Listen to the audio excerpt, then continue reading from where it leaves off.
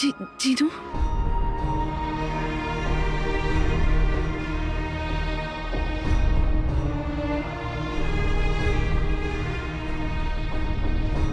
জিনু চলে গেছে মা। চলে গেল?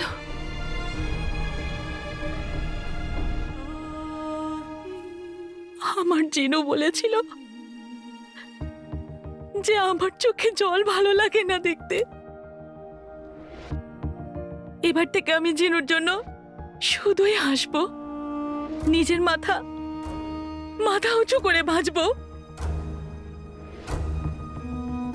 হে ঈশ্বর, ও যেখানেই থাকুক ওকে ভালো রেখো, ভালো রেখো।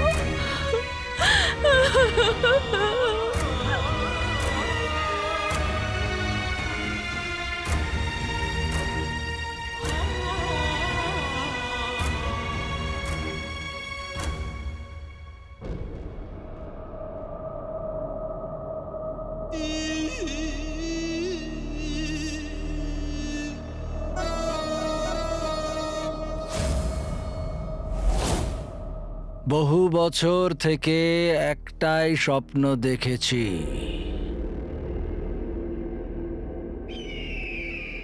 তোমায় নিজের করার স্বপ্ন।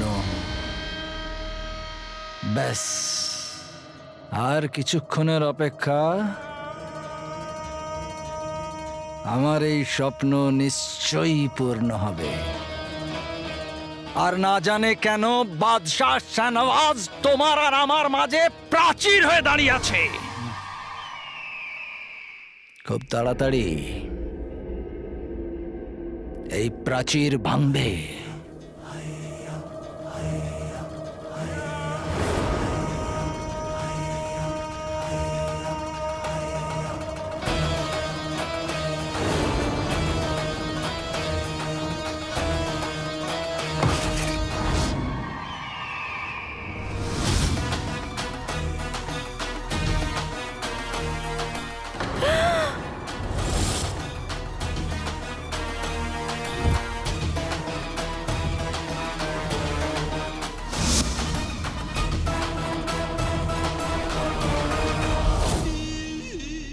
কিন্তু জামাইবাবু, আপনাকে যদি এইভাবে কেউ দেখে ফেলে তখন? দেখতে পেলে দেখতে দাও বিজলি, আমার সময় শুরু হতে চলেছে। আর বাদশাহ শাহনওয়াজের সময় শেষ। নিজের বুদ্ধিমতী মেয়ে আর আমার হবু বেগমের কথা না শুনে উনি নিজের হাতে নিজের মৃত্যু আমাকে উপহার হিসেবে দিয়ে দিলেন। ওয়াহ, সুবহানাল্লাহ।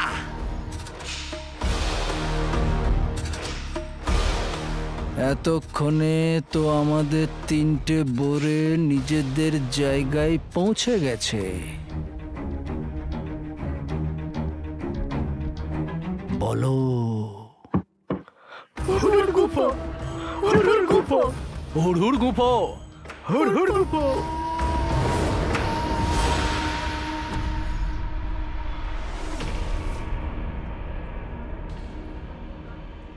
এটা তো খুবই মজবুত তীর। ধন্যবাদ। জানো, এই তীর দিয়ে আজ অব্দি আমি লক্ষ্যভ্রষ্ট হইনি। আপনি তো খুব বাহাদুর সিপাই। বাগদাদ যেখানে বিশ্বাসঘাতকে ভরে আছে, আমাদের শুধু আপনাদের মতো বাহাদুর সিপাইদের ওপরই ভরসা।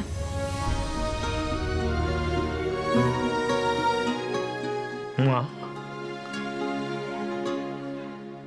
তোমাকে চিন্তিত দেখাচ্ছে। আমার বাবার সুরক্ষার বিষয় নিয়ে চিন্তিত।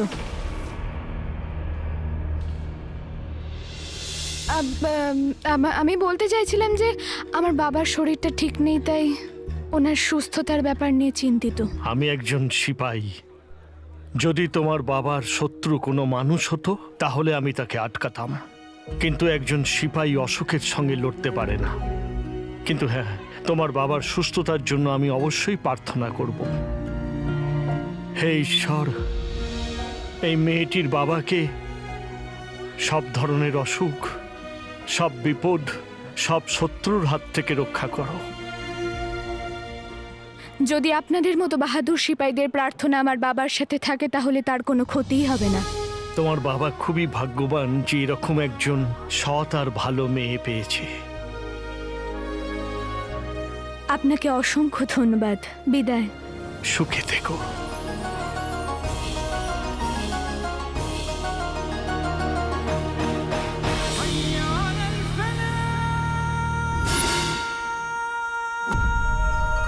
বাদশাহ শাহনওয়াজ, তোমার মৃত্যুর সময় এসে গেছে।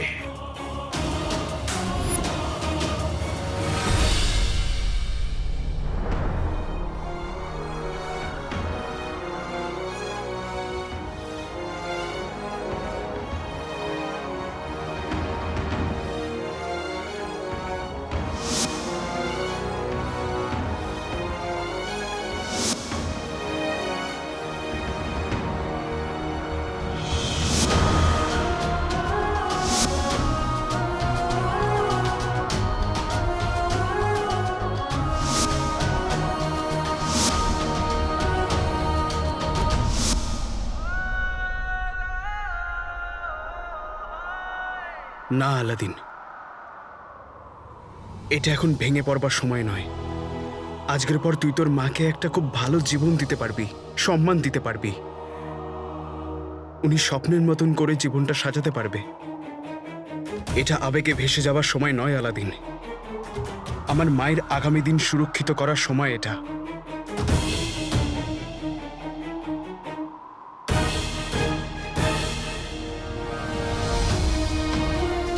মায়ের জন্য জিনুকে নিজের থেকে দূরে করতেই হবে।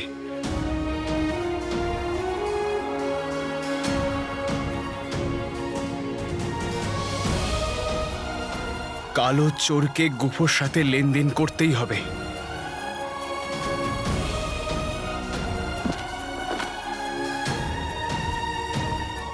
শেষ প্রহর আর কিছুক্ষণের মধ্যেই শেষ হবে। আমাকে যত তাড়াতাড়ি সম্ভব ওই কালো পাহাড়ের পিছনে যেতে হবে।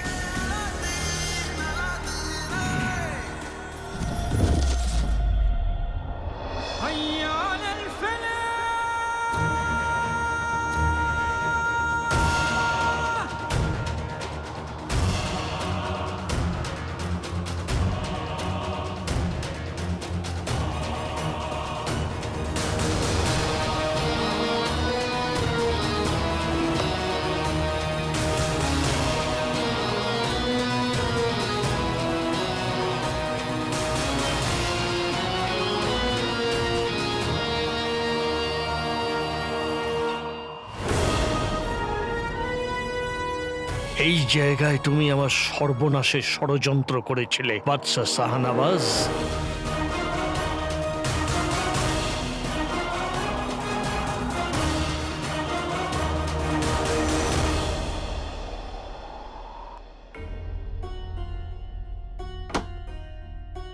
এখানে দেখছি সব ব্যবস্থা ঠিকই আছে। আমাকে এক্ষুনি বাবার কাছে ফিরে যেতে হবে। বাবার দেশবাসীর সামনে আসার সময় হয়ে গেছে।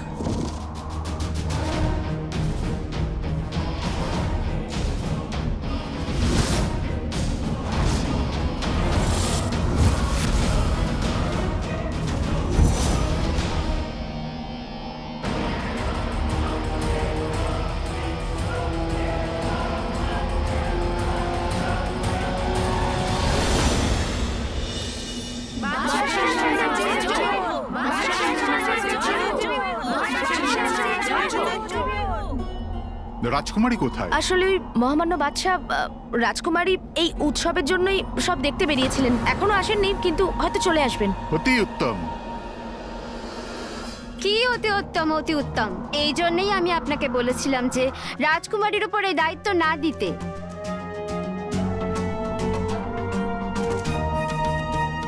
দেশবাসীর সামনে রাজকুমারী যদি আমাদের সাথে না থাকে তো রাজ পরিবারের বহু প্রাচীন রীতি ভেঙে যাবে। যা হোক করো প্রীতি, এক্ষুনি ইয়াসমিনকে এখানে নিয়ে এসো। হ্যাঁ নিশ্চয়ই, আমি যাচ্ছি।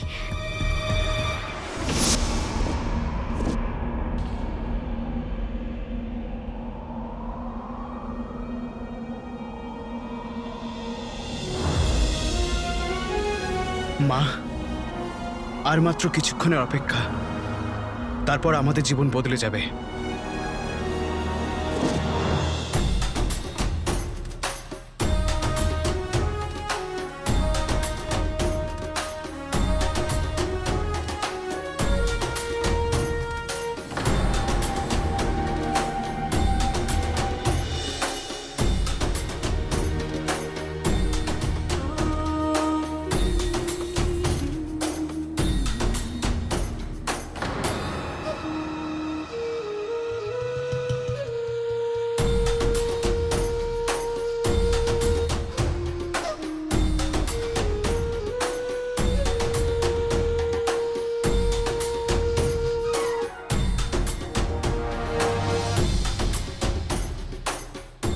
সোনার আসর ফির দিব্যি। অহংকারটা দেখো রুকসারের। এক্ষুনি বোঝাচ্ছি যে বিশ্বাসঘাতকের বউয়ের সাথে কি করতে হয়। রোজিয়া, নাজিয়া, কেমন আছো?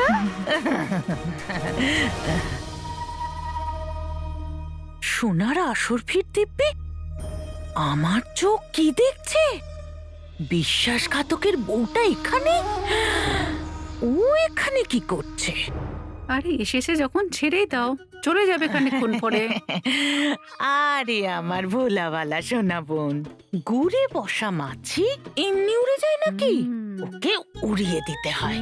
ওকে বলতে হয়, রুকসার তুই বিশ্বাসঘাতকের বউ। নাজনীন তোকে আশ্রয় দিয়েছে মানছি, কিন্তু তার মানে এটা নয় যে তুই যেখানে সেখানে চলে যেতে পারবি। আরে নাজনীনের তো দয়ার শরীর, তুই তো একটা ভিখারি। এত কিছু বলতে হবে? হ্যাঁ, বলতেই তো হবে, নয়তো লোকে কি করে জানবে যে বিশ্বাসঘাতকের বউয়ের সাথে কি ব্যবহার করতে হয়? এখন আমার দিকে এইভাবেই তাকিয়ে থাকবে? হ্যাঁ, যাও না বোন, যাও। হ্যাঁ, তুমিও যাও, তুমিও যাও। এই কেন এসেছিস সেখানে? আরে তোকে এখানে থাকতে দিয়ে উপকার করেছে রুকসার। হ্যাঁ, তার মানে এই নয় তুই মাথা উঁচু করে ঘুরে বেড়াবি। আর হ্যাঁ, রুকসার হলো দেবী, দেবী, আর নাজনীন হলো ডাইনি, ডাইনি। ওকে পোকা পুরো সোনার আসর ফির দিব্যি, একটা কাজও এদের দিয়ে হয় না, খেলাটাই বিগড়ে দিল। খবরদার, খবরদার, খবরদার, আমার বোন রুকসারের নামে যদি একটাও বাজে কথা বলো, নাজনীন জিভ টেনে ছেড়ে ফেলবে। আরে মানছি এর বর বিশ্বাসঘাতক, কিন্তু এতে রুকসারের কি দোষ? ও কি মাথা উঁচু করে এই উৎসবে আসতে পারে না? এটা কি ওর অধিকার নয়? মানছি আমি একে আশ্রয় দিয়েছি, কিন্তু তার মানে এটা নয় যে সারা জীবন ও আমার পায়ের তলায় পড়ে থাকবে।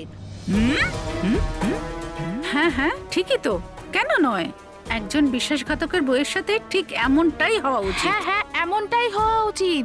বিশ্বাসঘাতকে বিশ্বাসঘাতক। তাই আমি তো বলবো এরকম লোককে বাগদাদ থেকে তাড়িয়েই দেওয়া উচিত। হ্যাঁ হ্যাঁ, বের করে দাও একে, বের করে দাও, তাড়িয়ে দাও একে। এই শহর থেকে তাড়িয়ে উচিত না। আর আমার মা সব সময় মাথা উঁচু করে বাঁচবে, মাথা নত করে নয়। হ্যাঁ হ্যাঁ, তাড়িয়ে দাও। আর একটাও কথা নয়।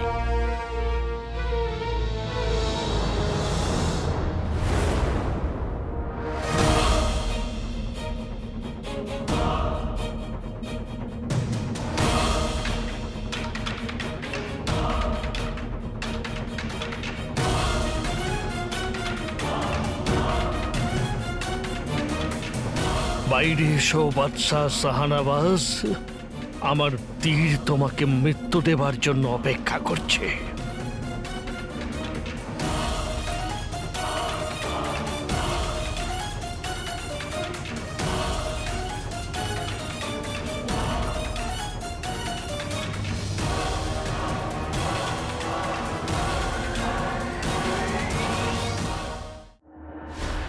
বাবা, উৎসবের অনেক অভিনন্দন। তোমাকে অনেক অনেক অভিনন্দন। মা, উৎসবের অভিনন্দন। আমি ক্ষমা চাইছি, আমার আসতে একটু দেরি হয়ে গেল। এ ব্যাপারে আমরা পরে কথা বলি রাজকুমারী।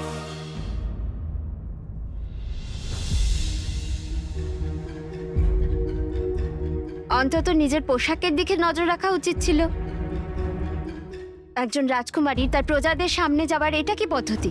ক্ষমা চাইছি মা, কিন্তু বাবার সুরক্ষার থেকে গুরুত্বপূর্ণ আমার কাছে আর কিচ্ছু নয়। প্রজারা আমাদের জন্য অপেক্ষা করে আছে, আর শান্তির পায়রাদের মুক্ত করতে কয়েক মুহূর্তের অপেক্ষা। চলো যাওয়া যাক। প্রীতি, রাজকুমারীকে সম্পূর্ণভাবে তৈরি করো। আগে মনে হচ্ছে বাদশার বাইরে আসার জন্য অপেক্ষা করতে হবে আর কয়েক মুহূর্ত, তারপরেই আমার প্রতিজ্ঞা পূর্ণ হবে।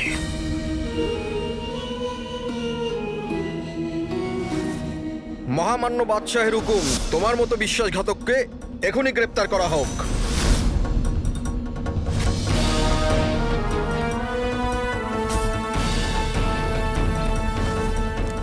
রুকসার, ছাড়ো আমাকে, ছাড়ো।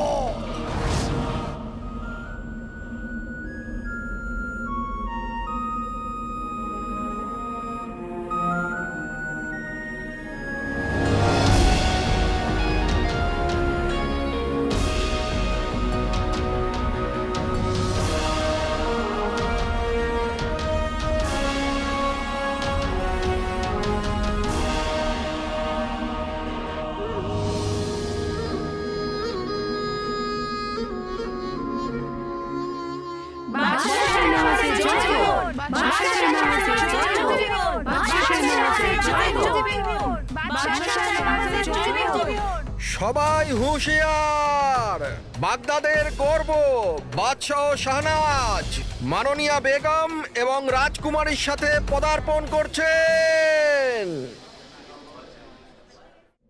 আমার এই নিশানা আমার রুকসারের জন্য।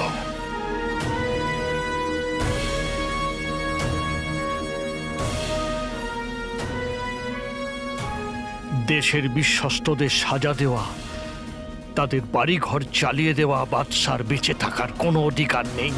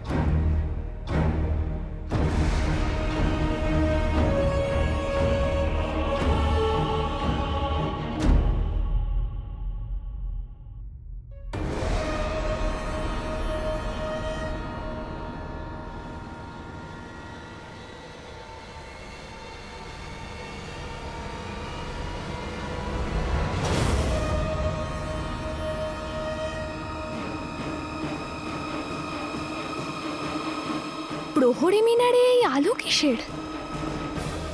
আমি সব জায়গা দেখে এসেছি, শুধু প্রহরী মিনারে দেখিনি। বাবা, আমি এক্ষুনি আসছি। রাজকুমারী, যার কাছে তোমার মতো বাহাদুর মেয়ে আছে তাকে কোনো বিপদ স্পর্শই করতে পারবে না। তুমি এখানে দাঁড়াও, প্রজারা তোমায় দেখতে চায়। তুমি বাগদাদের আশা এবং ভরসাও বটে। বাবা, আমি এক্ষুনি আসছি। আমি যাবো আর আসবো বাবা।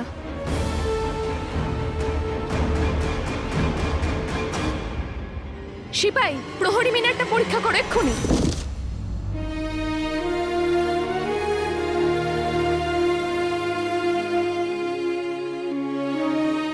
আমার চোখের সামনে আমার লক্ষ্য, মা, কিছুক্ষণের মধ্যেই আমাদের জীবন বদলে যাবে।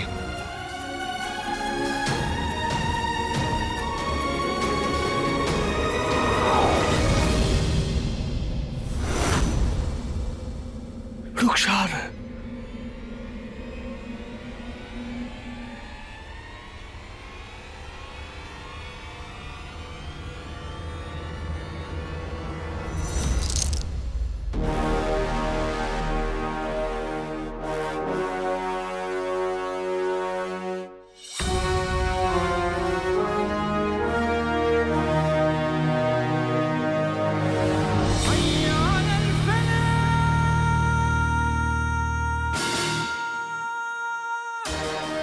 যাক গেল, এই তাবিজটা কোথা থেকে পড়লো?